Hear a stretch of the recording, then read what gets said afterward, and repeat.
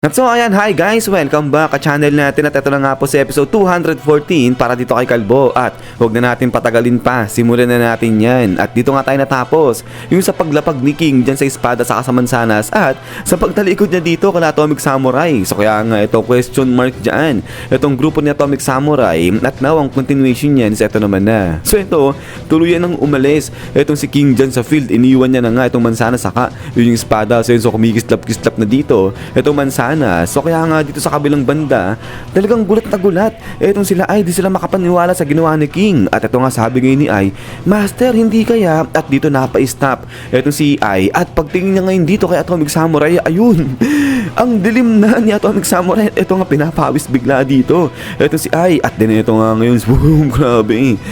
Parang natakot dito, na-terrified ito si Atomic Samurai sa nakita niyang ginawa ni King. At ito nga sabi ni Atomic Samurai, nandi niya nakita yung swordmanship na ginawa nga nito ni King, pati na yung kanyang mga galawan. Wala siya nakita kahit ano, sabi ng ganyan. At ito nga tuloy ni Atomic Samurai, parang katulad sa ginawa ni Nichirin, hindi ro napansin ng mansanas na to na na-slice na siya, na nakat na siya ni King. At napakalupit daw ng ginawa ni King, supernatural, dahil nagawa niya na mag-slice dun sa pagitan o sa gap ng mga atom. So grabe, napakalupit ni King. At ang pinakamalupit nga raw dito, dahil kahit nga raw itong espada, hindi napansin na nahugot na siya, na ginamit na siya ni King sa pagkat. So grabe, napakatindi ng ginawa nilang analysis dyan kay King. But nila pagkatapos nga niyan, ito nga ngayon talagang pinapawis dito. Ito si Atomic Samurai, sabi niya nga dyan, naku, kung inatake niya pala dyan dali-dali itong si King gamit yung kanyang atomic slash, ay wala na, katapusan niya na sigurado. So para daw in-slice o kinat ni King lahat ng mga pagdududa nila o pagsususpecha nila dyan kay King. So nakita lang daw talaga ni King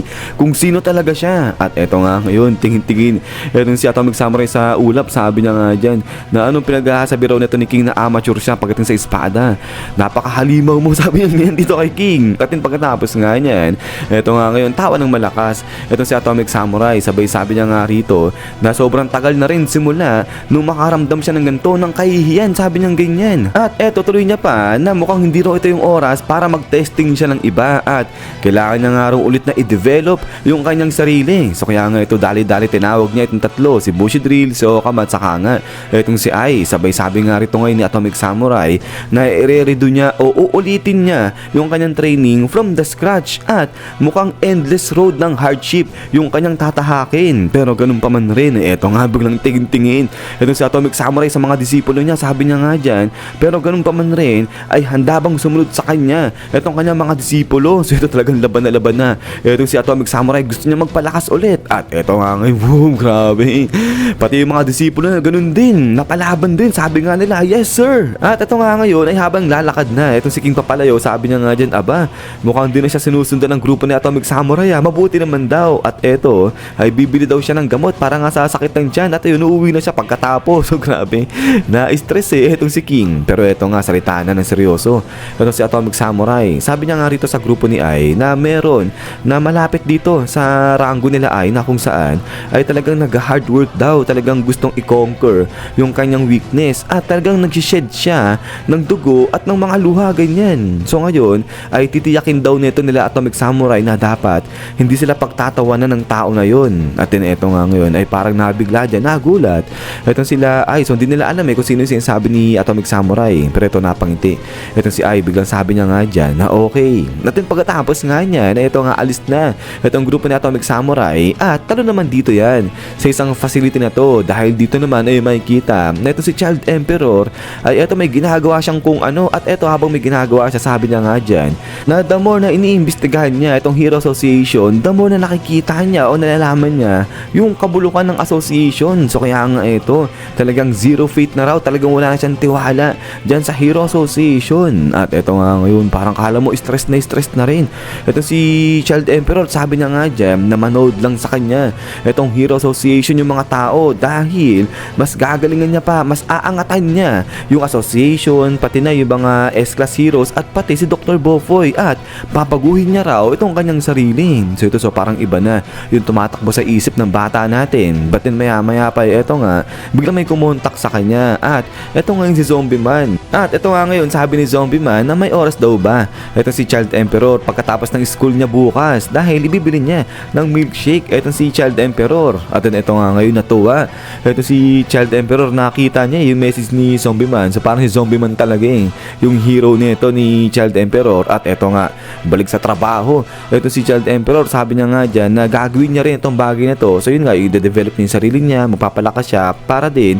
sa mga katulad ni Zombie Man na talaga namang tapat sa kanilang tungkulin bilang isang hero. At din pagkatapos nga niya na ito nga ngayon ay tala na dito sa may milkshake ka na nga na to. At ito, sinerve na itong milkshake. At ito nga ngayon, boom, grabe, kala mo pagod na o stressed na itong bata natin, iba na yung itsura niya. At ito nga ngayon, kausap niya na ito si Zombie Man. So dito may sinasabing kung ano si Zombie Man dyan kay Child Emperor. At sabi niya nga dyan, kapag na-figure out nila yung bagay na yon ay tiyak mapapa-level up nila yung kanilang capabilities. At hindi lang yun, mababawasan pa ng workload ito si Child Emperor. Pero ito maya maya ay may napansin na nga ito si Child Emperor, tuloy si Zombie Man kay Child Emperor. Sabi niya nga dyan na bakit may problema daw ba ito si Child Emperor kasi nga iba na yung itsura niya so masakit daw ba yung chin niya. At din ito nga ngayon salita na ito si Child Emperor, sabi niya nga dyan na nito lang sa eskwelahan niya pinagtatawanan siya ng kanyang mga classmate dahil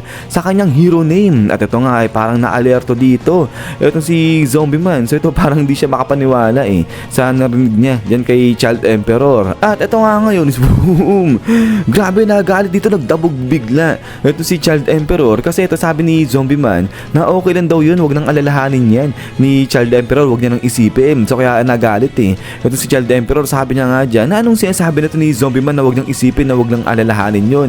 Pagkatapos siyang bigyan ng nakakahiya o embarrassing na hero name, sabi niya ganyan. At ito nga ngayon ay parang napangiwi na ito si Zombie Man, sabi niya nga dyan ang akala niya alam nito ni Child Emperor yung ibig sabihin o yung other na meaning nung pangalan niya na Child Emperor. So yung other meaning kasi ng pangalan ni Child Emperor ay virgin pala yun. So hindi ko alam ba't tinatawanan dyan o ba't nahihiya etong si Child Emperor, nasabihan siyang yung ibig sabihin ng pangalan niya virgin. But anyways yun nga, sabi nga rito ni Zombie Man, akala niya na alam na yan ni Child Emperor kasi nga matalino siya Pero ito sabi ni Child Emperor, hindi niya alam yung info na yun kasi lock up daw yun ng kanyang mga parents. So yun di sinasabi sa kanya kung anong ibig sabihin nun. But then maya maya pa ito nga talagang nagalit ito si Child Emperor, sabi niya nga dyan siguro lahat daw ng mga tao kapag binabagit yung pangalan niya ay yung sa loob-loob nila tinatawanan nila o natatawa sila dyan kay Child Emperor. At ito nga sabi niya siguro daw kahit daw si Zombie Man ganun din, tinatawanan siya. At then pagkatapos nga niya na ito nga ngayon biglang karipas ng takbo ito si Child Emperor, sabi niya nga dyan talagang nadidisappoint siya sa lahat ng mga adult, sabi niya ganyan. So ito ay takbo na nga dyan, alis na si Child Emperor. At ito ay parang pinigil pa siya ni Zombie Man, sabi niya nga dyan tapos yung pinigil niya, di niya tinawag na Child Emperor ito si Child Emperor, sabi niya nga dyan Isamu. So yun, Isamu yung pangalan nito ni Child Emperor. At then pagkatapos nga niya na ito nga naiwan na ito si Zombie Man. At ito sabi nga ni Zombie Man na wala na, talagang nakakain na ng stress ang si Child Emperor. At ngayon kailangan na nga raw magmadali nito ni Zombie Man. At ito kinuha niya ulit itong kanyang phone at minessage niya yung si Child Emperor. At sabi niya nga dyan na pasensya na at ngayon ay i-challenge niya nga raw yung kanyang sarili at i-break niya yung kanyang limit nang sa ganon ay matulungan niya ay yung si Child Emperor yun nga para gumaan-gaan naman kahit papano o kahit na konti daw yung trabaho ni Child Emperor. At then pagkatapos nga niyan is yan guys, so hanggang dito lang ito sa episode 240 natin. At so ayan, ay hindi na maganda yung nangyayari sa bata natin, pero sa kabilang banda ay ang ganda naman na nangyari kay King. Pero yun nga guys, ay ulit ay maraming salamat sa panonood dito kay One Punch Man natin at hintay-hintay lang para nga sa next episode ito. So yan, so lagi mag-ingat, God bless niyo lahat at kita-kits tayo ulit.